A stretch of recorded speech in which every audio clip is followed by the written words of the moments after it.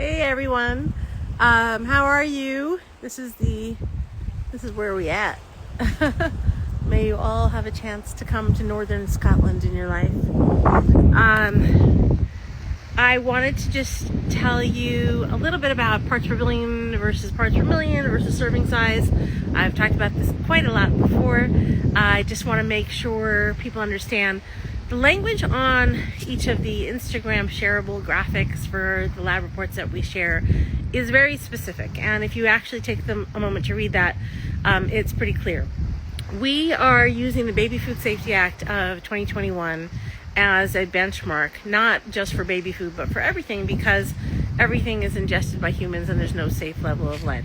If you stick with the fact that there's no safe level of lead exposure for humans, which is a point that's agreed upon by federal agencies, scientists, and researchers and medical community members as well, then the fact that there's any detectable lead in things like prenatal vitamins or snacks for children, it doesn't matter how much there is, any amount is too much, because the federal standard and the language articulated is that there's no safe level of lead.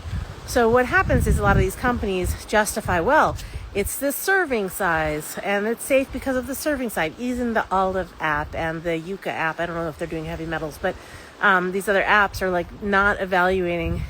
I'm just thinking of other apps, Consumer Labs, and what's that fourth one? The Clean Label Project and things like that. They're evaluating based on serving size, when if you start with the principle that there's no safe level of lead, then there's no safe level of lead that should be in a serving size. And what science has shown over the last 20 or 30 years, and definitely over the last 20 years, but even before my kids were poisoned, is that even lower and lower amounts of lead are harmful to human beings and to the functions of the human body than previously thought. So Dr. Rubito's study, which we mentioned on the website, and we interviewed Dr. Rubito for my documentary film, which is linked in my bio on Instagram.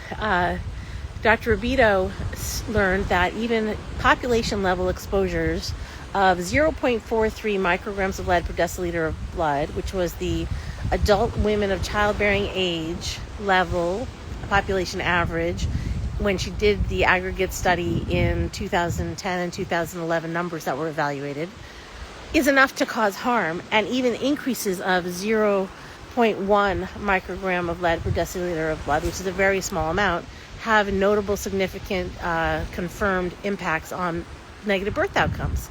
So if negative birth outcomes can be impacted by 0.1 microgram of lead per deciliter of blood, then we really need to try and eliminate all lead from all sources.